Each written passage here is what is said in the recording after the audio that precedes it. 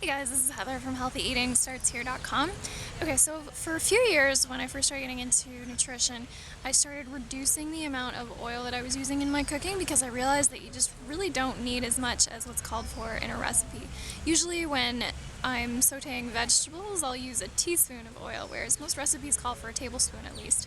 So it started like that, and then when Phil and I went to Europe for 3 months, I just really didn't feel like carrying a bottle of oil around with me, so I got to the point where I just started experimenting with oil-free cooking methods like water sauteing and dry toasting spices before putting them in a dish. And I got so I really liked it. It was fun, and I found the dishes were easier to clean when I was cooking with water instead of oil, and I just enjoyed it. It was fun, it was easy, and that was that. So now I still cook a lot of my meals with no oil, but I do use some occasionally. And I thought it was a good reminder while I'm traveling to talk about oil and how it can be used healthfully, but in a reduced way from what most people do. So the reasons to cut back on oil are that it's a really concentrated source of calories because it's 100% fat. And so it can also throw off the ratio in your diet between fat and protein and carbohydrates. If there's too much oil, you're going to be getting too much fat, and then your body doesn't use the energy in the same way. Now, some ways to reduce oil, it's actually fairly easy. Junk foods and pre-processed meals and like going out to restaurants too much, those things all have a lot of oil in them, so if you reduce those, cook for yourself at home.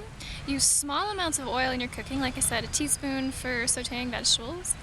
And if you also try experimenting with some oil-free cooking techniques. Doesn't mean you can't use oil sometimes, it just means that it's fun sometimes to use different techniques.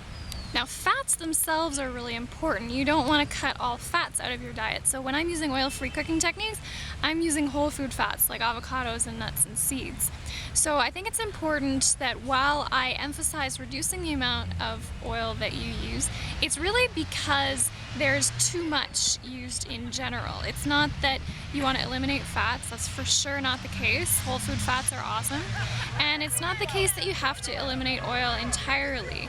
It's just that it's good to reduce the amount. So some cases can actually find oil being useful, and one of the main ones would be someone in transition. If you are transitioning from a diet or you're helping someone from a diet where there's a lot of oil, you need to wean your taste buds over because they're used to that really concentrated fat, and it can really help get more healthy foods by using a little bit extra oil. And in that case, that's totally fine in my opinion because you're getting more healthy foods. So a little bit of extra oil, not the end of the world.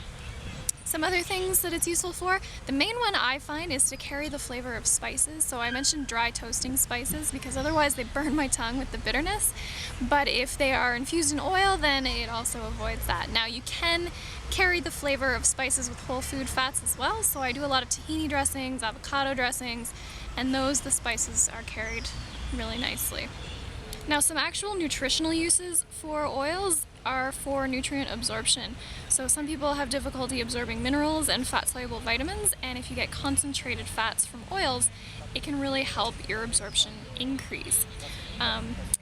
There's also, if you're coming to a healthy diet and you're already slim and already pretty healthy, a lot of people have difficulty on a plant-based diet with getting enough cholesterol, which sounds crazy considering how big a problem heart disease is, but it happens, and it's something that's very serious. If you don't have enough cholesterol, your body's not healthy.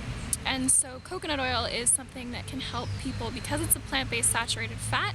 It can help your body create cholesterol more easily. It doesn't have any cholesterol in it, but it helps your body create the cholesterol that it needs to be healthy. And then there's also omega-3s. Some people have difficulty digesting whole flax seeds, even when they're ground up, or chia seeds, which are great sources of plant-based omega-3, but sometimes people need concentrated oils in order for their body to get what they need for omega-3.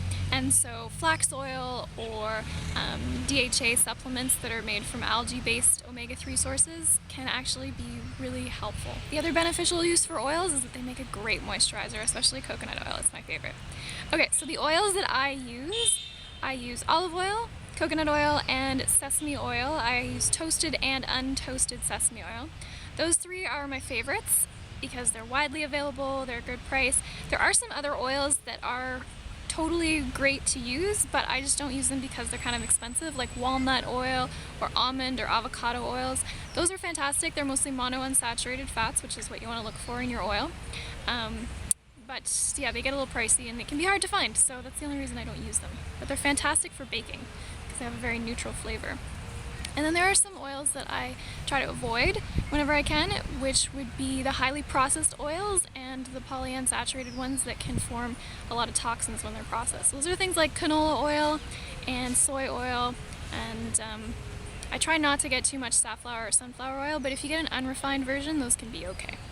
So those are my thoughts for now, and you can get a lot more info. I've put together a ton of info on oils in the ebook that you get when you sign up for free on my email list. So you just go to my homepage, put your email in, and you will get a free ebook that has a ton of information about oils and balanced diet and all kinds of good stuff. So go check that out, and I will see you again soon. I've got a recipe for you later this week.